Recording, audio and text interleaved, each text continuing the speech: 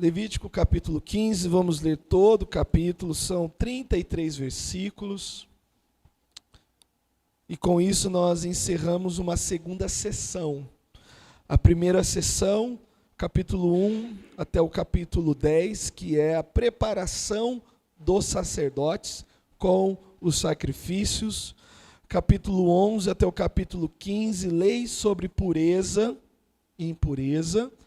Capítulo 16 até o final ali, ainda a gente vai ter mais algumas leis sobre as datas festivas, os dias de festa, e depois nós temos princípios gerais aplicados à vida social de Israel. Capítulo 15 diz assim: Disse mais o Senhor a Moisés e Arão: Falai aos filhos de Israel e dize-lhes: Qualquer homem que tiver fluxo seminal do seu corpo será imundo por causa do fluxo. Esta, pois, será a sua imundícia por causa do seu fluxo. Se o seu corpo vaza o fluxo, ou se o seu corpo estanca, esta é a sua imundícia. Toda cama que se deitar o que tiver fluxo será imunda. E tudo sobre o que se assentar será imundo. Qualquer que lhe tocar a cama lavará suas vestes, banhar-se-á em água e será imundo até à tarde. Aquele que se assentar sobre aquilo que se assentar o que tem fluxo, lavará suas vestes, banhar-se-á em água e será imundo até à tarde. Quem tocar o corpo do que tem fluxo, lavará suas vestes, banhar-se-á em água e será imundo até a tarde. Se o homem que tem fluxo cuspir sobre um limpo, então lavará este as suas vestes, banhar-se-á em água e será imundo até a tarde. Também toda cela em que cavalgar o que tem fluxo será imunda. Qualquer que tocar alguma coisa que esteve debaixo dele será imundo até a tarde, e aquele que a levar lavará as suas vestes, banhar-se-á em água e será imundo até a tarde.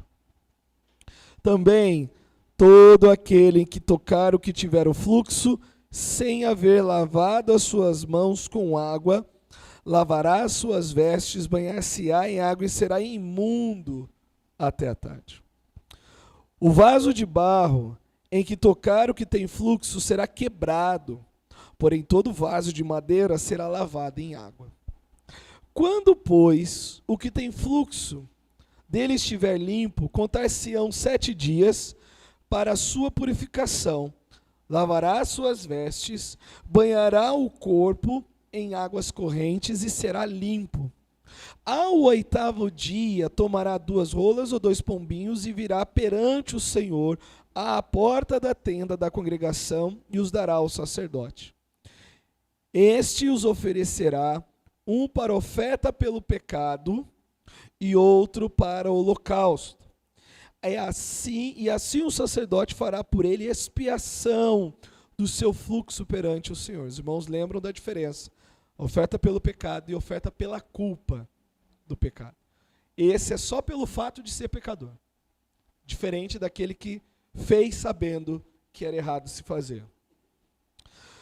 Também o homem, verso 16.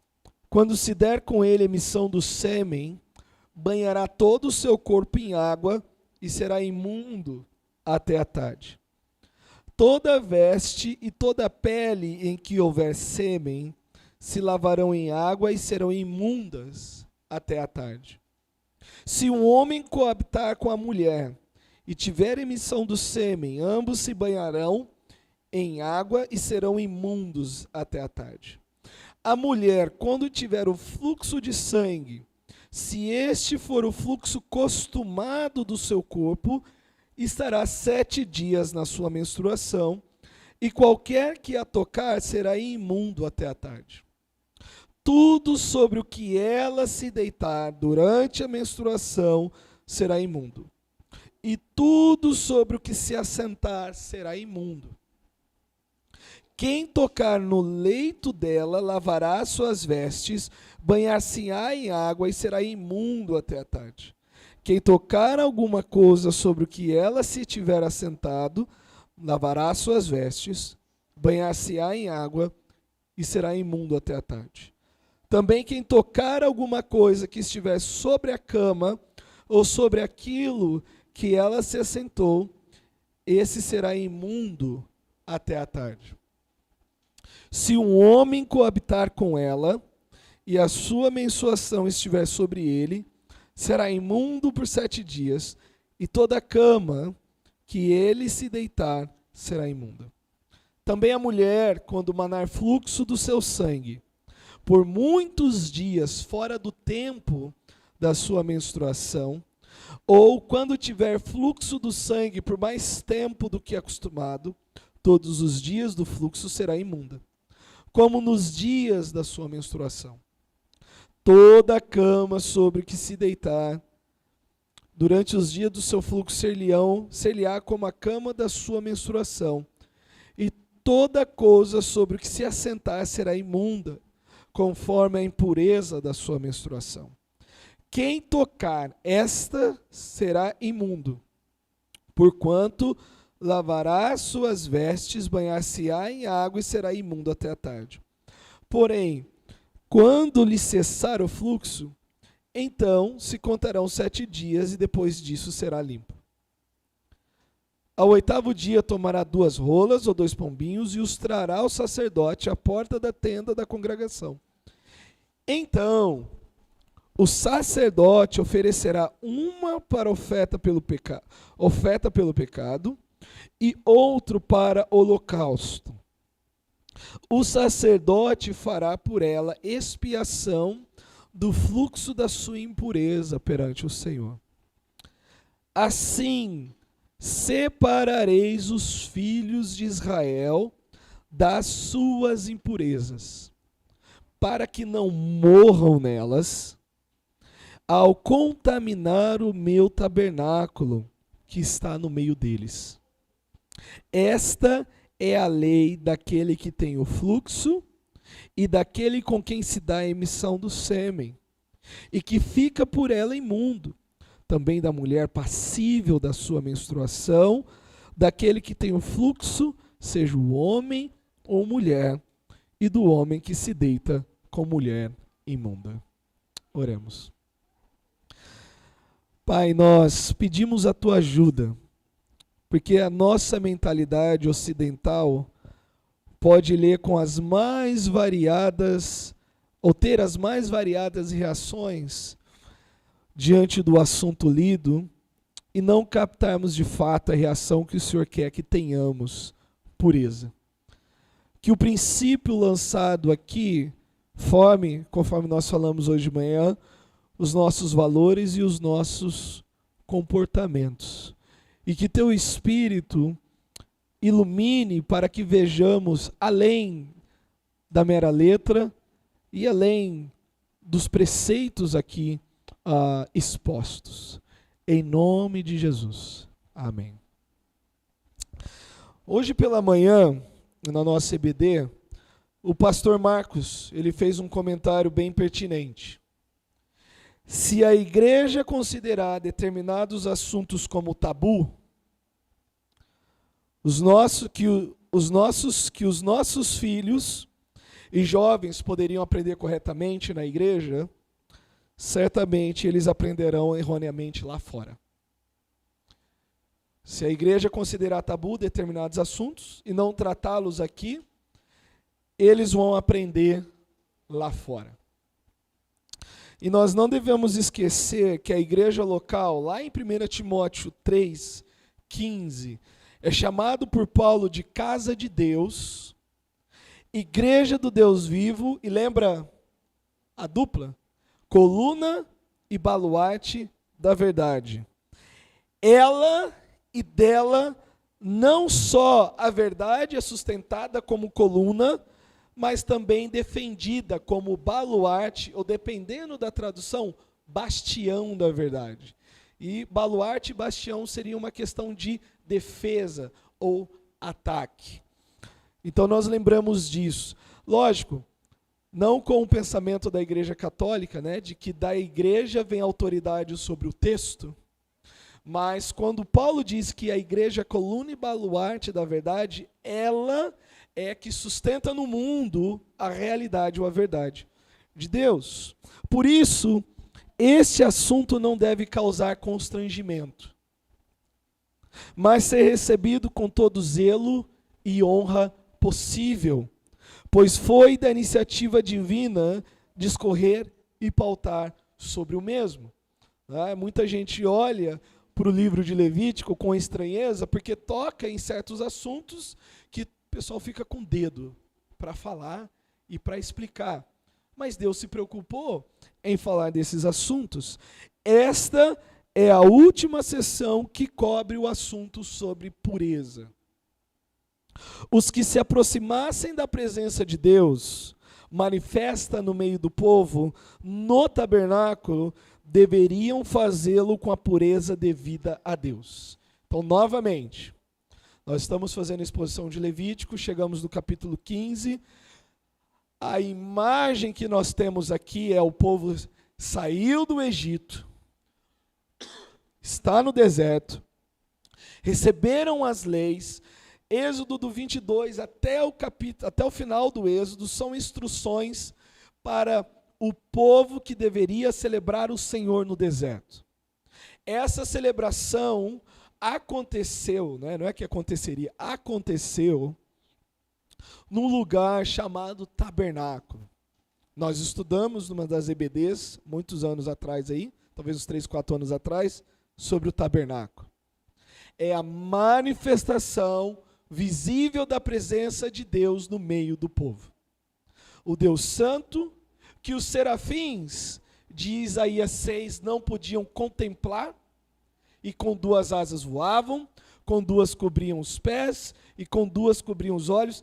Este ser santo, puro, justo, terrível, estava no meio de um povo, conforme o próprio Isaías vai dizer, ai de mim, pois sou um homem de lábios impuros e habito no meio de um povo de impuros lábios. Esse Deus esteve no meio de Israel. E as pessoas que assim viessem para cultuá-lo, deveriam estar, no mínimo, na medida ou altura, e aqui a altura nós sabemos que impossível de ser atingida, da pessoa de Deus. E um dos assuntos que Deus vai tratar são dos fluxos que saem do corpo do homem e da mulher. O povo que aproximasse dele deveria fazer com a pureza devida, e por isso, até certos fluxos corporais deveriam ser cuidadosamente observados. Novamente, para a mentalidade ocidental, excessivamente sexualizada por vários meios, várias coisas, né? A cultura da sexualização no nosso país é uma cultura, vamos dizer assim, louvada, patrocinada, né? Incentivada. É quase que impossível passar por esse texto e não pensar em conotação predominantemente sexual. Quando vamos dizer, na mentalidade ocidental, não era assim. Certos fluxos corporais deveriam ser observados. O capítulo, ou a estrutura, é uma forma de quiasmo. Quem lembra que é quiasmo agora? Agora eu quero ver se vocês prestarem atenção na EBD. Hermenêutica. Tá vendo? Ó, falei, uma hora vocês vão precisar disso. Uma hora vocês vão deparar no texto e vai ter lá. Os irmãos lembram de nossos estudos sobre hermenêutica, a arte de interpretar o texto bíblico, que era comum a fixação de um determinado assunto pela forma como o assunto era apresentado.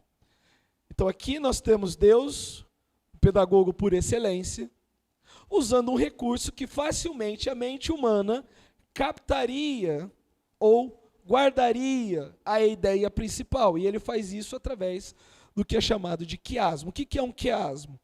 Quiasmo, não quiabo, não pense em quiabo. quiasmo, eu estou rouco porque eu passei mal no meio da tarde, mas quiasmo é uma repetição de um assunto com uma ordem invertida. Então é 1, 2, 2, 1. Negativo, positivo, positivo, negativo. Começa se negando, no meio se afirma algo, afirma-se e termina negando. Sobe e depois desce. Então você pensa em todas as formas possíveis para a gente poder ilustrar isso. Como é que é a estrutura do texto? Então, basicamente é o seguinte. Dos versículos 1 a 15, nós temos fluxos corporais do corpo do homem que são anormais. Algo que não é o rotineiro, o costumeiro. Depois, nós temos os fluxos normais do corpo masculino. Os versículos 16 a 18. Dos versículos 19 a 24, nós temos os fluxos normais do corpo feminino. E ele termina, falando dos fluxos anormais do corpo feminino, do verso 25 ao verso 30, porque do 31 ao 32 nós temos a aplicação de toda a sessão desde o capítulo 11. Não só do capítulo 15, mas do capítulo 11. Então, Deus vai mostrando positivo, negativo, positivo, positivo, negativo, e ele trabalha o que é anormal, no centro o que é normal, e ele termina falando do que não é normal. Primeiro, o que é esse fluxo anormal do corpo do homem nesses 15 primeiros versos? Ele está falando de um fluxo anormal que contaminava, que quem sentasse, tocasse, se ele até cuspisse sobre alguém, essa pessoa ficava até o final da tarde impossibilitada de entrar no tabernáculo, de vir trazer qualquer oferta. Não era sério o ponto, de igual à sessão anterior, de ter que ser tirado do arraial, de ter que morar isolado. Essa pessoa podia ficar em casa, ele podia tocar os seus vasos de barro, seus vasos de madeira, poderia andar a cavalo, ou qualquer outro animal, mas se qualquer pessoa tocasse, ficava imundo. E lembra que imundo não é uma conotação moral, mas é uma questão religiosa. Essa pessoa não podia ir à igreja. O fluxo anormal, considerado no início, pode se tratar de uma gonorreia. Os únicos dos fluxos, hoje é com o recurso que nós temos, porque doença sempre existiu na história, mas nomeado, detalhado, agora a gente tem bastante recurso. Do ponto de vista masculino, possivelmente, a doença ou a infecção aqui tratada é o gonococo, ou a infecção causada pela gonorreia.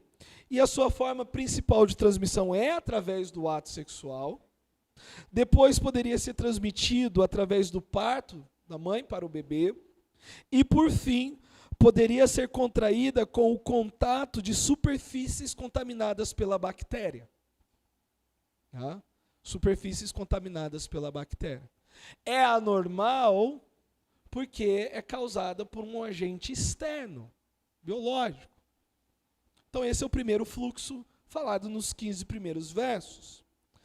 Já o fluxo normal masculino, chamado de poluição noturna, que é a emissão do sêmen durante o sono,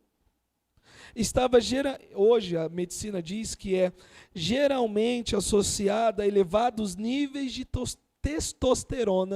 testosterona no organismo.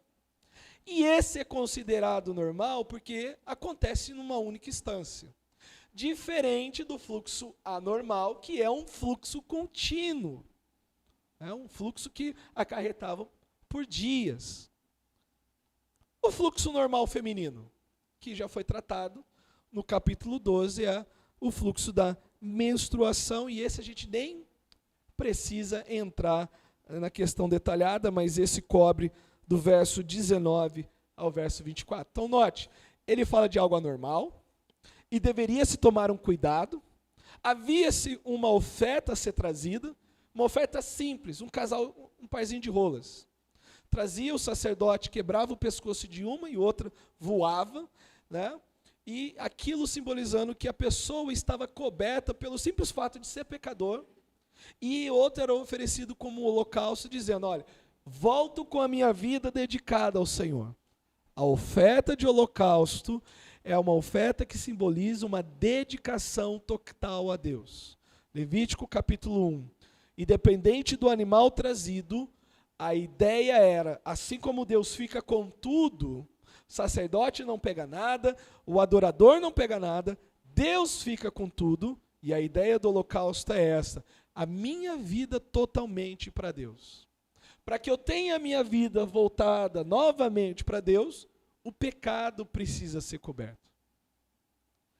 Mesmo que seja numa questão natural, numa questão involuntária. Quem tem domínio sobre isso?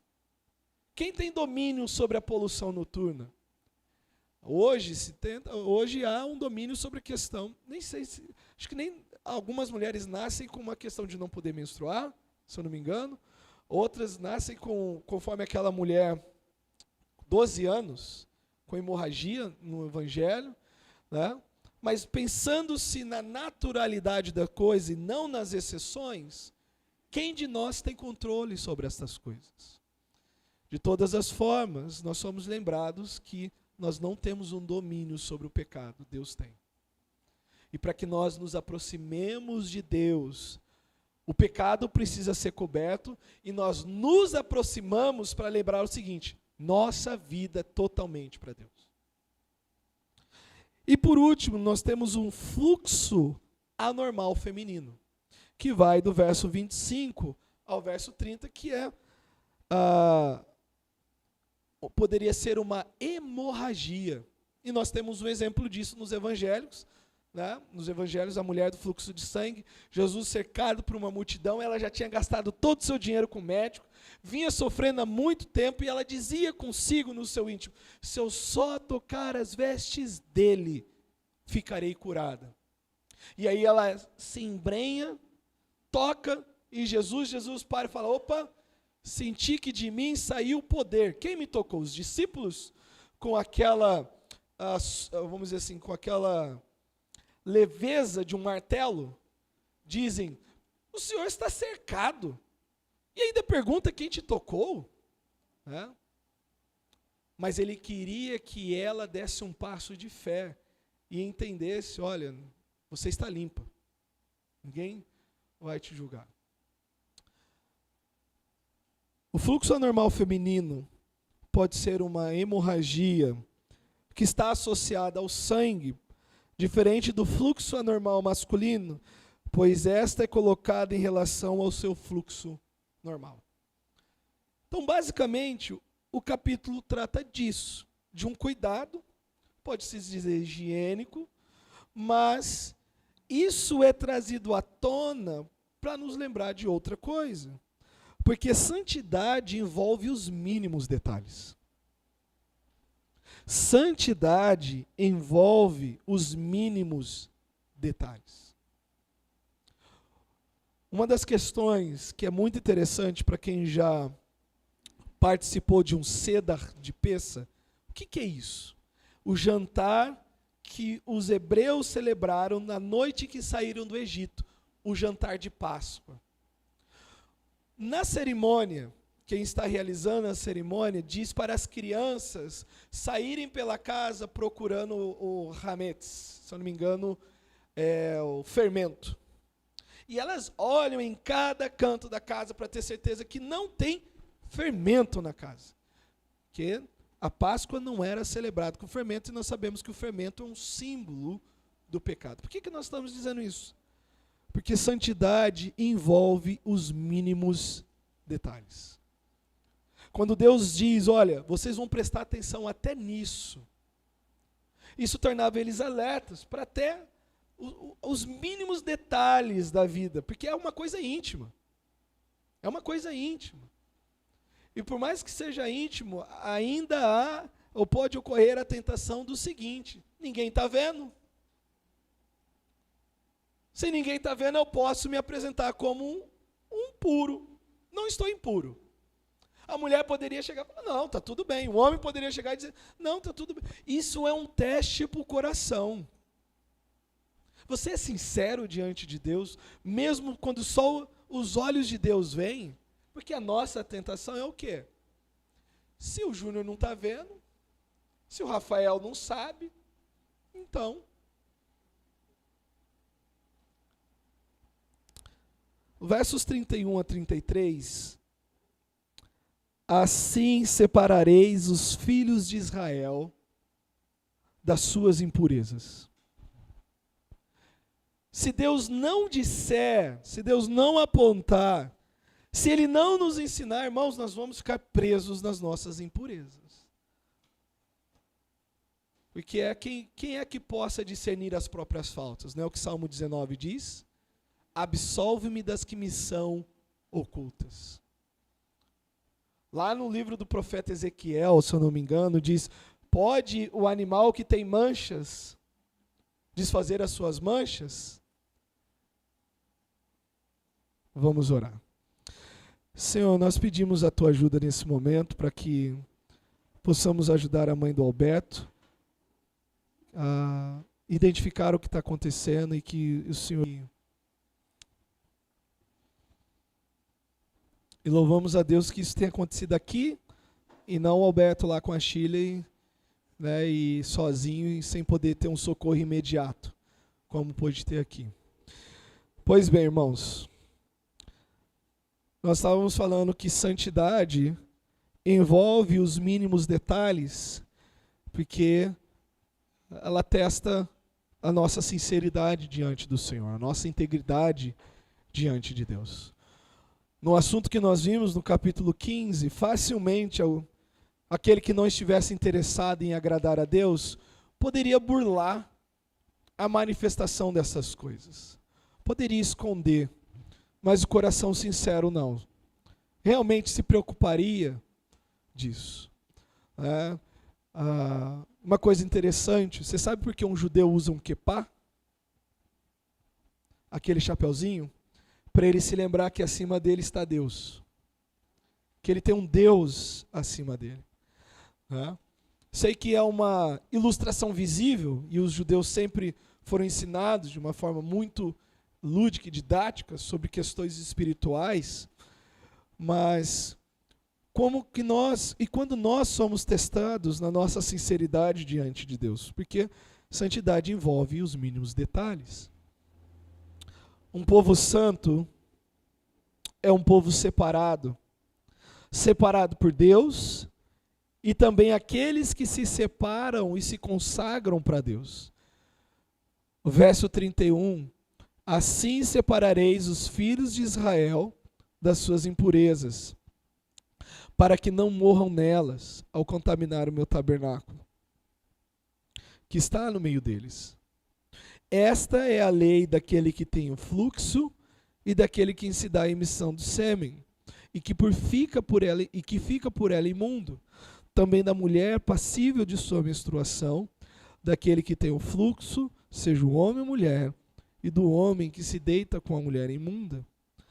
Parte do paganismo do povo e dos povos, melhor dizendo, da época de Israel, é que parte do culto existiam certas celebrações de prostituição cultual.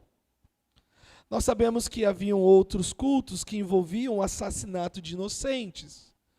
Por exemplo, o culto a Moloque. Israel chegou ao ponto de pegar crianças recém-nascidas e entregarem para serem mortas como um ato de culto. Se esta aberração já acontecia, segue-se qualquer outra aberração poderia acontecer.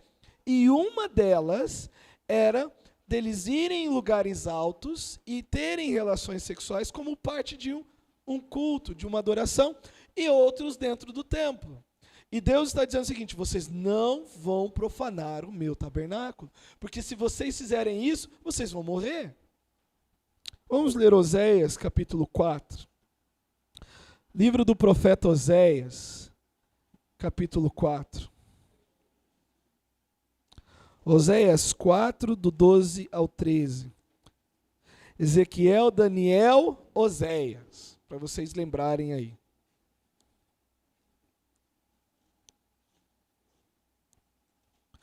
Quatro.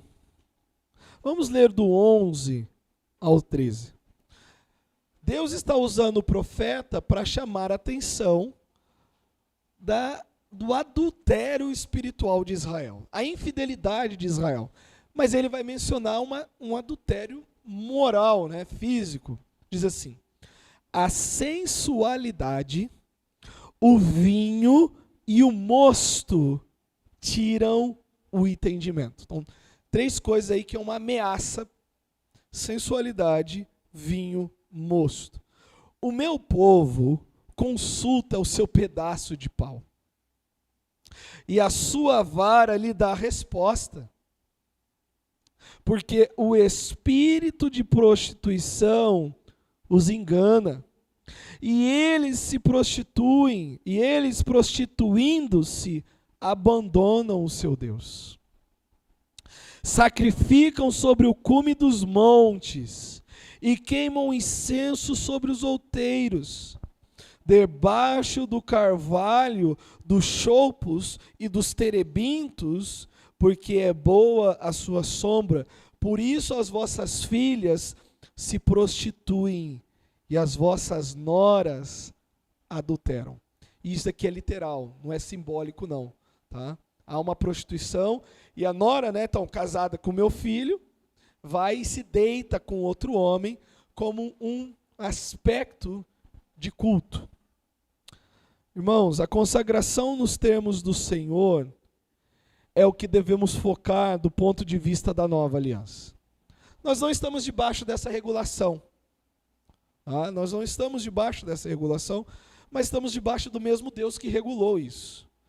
O princípio está aqui. É a lembrança de que a impureza começa de dentro para fora. Vamos ler Marcos, capítulo 7, verso 14. Evangelho de Marcos, capítulo 7, verso 14.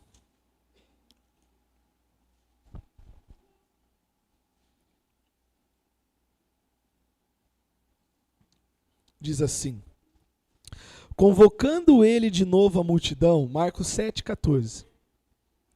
Convocando ele de novo a multidão, disse-lhes: ouvi-me todos e entendei. Nada há fora do homem que entrando nele o possa contaminar. Mas o que sai do homem é o que o contamina. Se alguém tem ouvidos para ouvir, ouça. Quando entrou em casa, deixando a multidão, os seus discípulos o interrogaram acerca da parábola. Então lhe disse: assim vós também não entendeis? Não compreendeis que tudo o que de fora entra no homem não o pode contaminar? Porque não lhe entra no coração, mas no ventre, e sai para lugar escuso? E assim considerou ele puro todos os alimentos. E dizia: o que sai do homem é o que o contamina. Porque de dentro do coração dos homens é que procedem os maus desígnios, a prostituição, os furtos, os homicídios, os adultérios, a avareza, as malícias, o dolo, a lascívia, a inveja, a blasfêmia, a soberba e a loucura. Ora, todos estes males vêm de dentro e contaminam o homem. Assim como há coisas que naturalmente apontavam a impureza para o culto a Deus, ou seja, é natural a menstruação, é natural a poluição noturna, é uma função normal do corpo. Assim como há coisas que naturalmente apontavam a impureza para o culto a Deus, cuidemos, porque ainda estamos com a velha natureza em necessidade de mortificação. A maldade, o pecado, é algo que naturalmente nos ocorre. Enquanto santidade, justiça e retidão é algo que sobrenaturalmente nos ocorre. Então, por mais simples que o texto de Levítico 15 possa apontar, falando de questões normais do nosso corpo, ela nos chama a atenção primeiro, a nossa sinceridade na santificação. Se nós procuramos ser íntegros, verdadeiros e honestos diante de Deus, não diante das pessoas. Essas coisas facilmente poderiam ser maquiadas. A segunda questão é algo natural. O pecado é natural para nós, irmãos. Nós devemos cuidar. Sabe aquela expressão, peca que nem sente?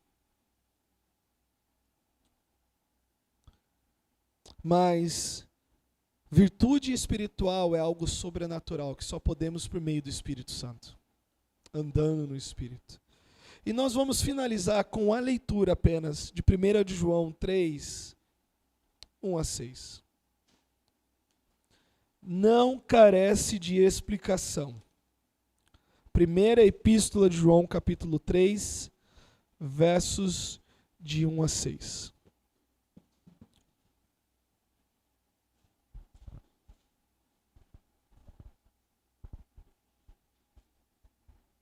Diz assim: Vede que grande amor tem nos concedido o Pai, ao ponto de sermos chamados filhos de Deus. E de fato somos filhos de Deus. Por essa razão o mundo não nos conhece, porquanto não o conheceu a Ele mesmo.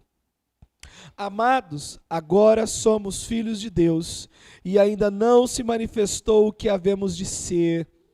Sabemos que quando Ele se manifestar, seremos semelhantes a Ele, porque havemos de vê-lo como Ele é. E a si mesmo se purifica. Esse foi o tema desses 5 capítulos. 4 capítulos. E a si mesmo se purifica todo o que nele tem essa esperança, assim como ele é puro. Todo aquele que pratica o pecado também transgride a lei, porque o pecado é a transgressão da lei. Sabemos também que ele se manifestou para tirar os pecados, e nele não existe pecado. Todo aquele que permanece nele não vive pecando, e todo aquele que vive pecando não o viu, não e nem o conheceu. E com isso nós terminamos essa segunda sessão falando sobre santidade através da pureza. Primeiro, santidade através do culto, as ofertas. Santidade através da pureza. Em várias áreas da nossa vida, e nós podemos terminar com essa frase: santidade nos mínimos detalhes. Mesmo onde só Deus está vendo. Nós vamos orar e, naturalmente, nós vamos orar pelo Alberto e pela sua mãe nesse momento. Ó Pai, nós clamamos em favor do nosso irmão.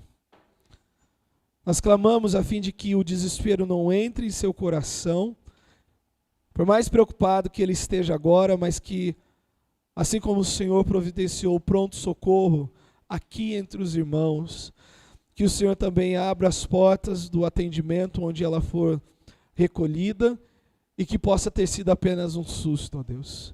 Mas que principalmente no momento de lucidez que ela possa se lembrar do Senhor. E que o Alberto também, e a Shirley também, lembre-se do Senhor. Porque eles mesmos inúmeras vezes experimentaram o socorro do Senhor, o livramento do Senhor, o milagre das tuas mãos.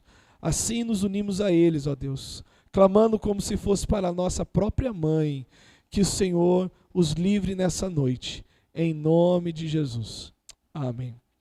Deus abençoe e até a semana que vem, se assim o Senhor permitir.